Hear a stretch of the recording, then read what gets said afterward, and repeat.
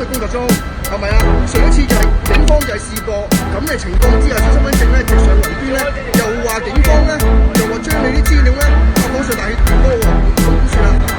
咁你哋要小心啲咯。咁點小心啊？你影住我。我而家提醒翻你哋小心啲咯。咁好難小心喎，先生。嗱，放低佢。唔會放低嘅。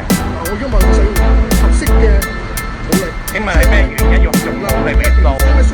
根據入。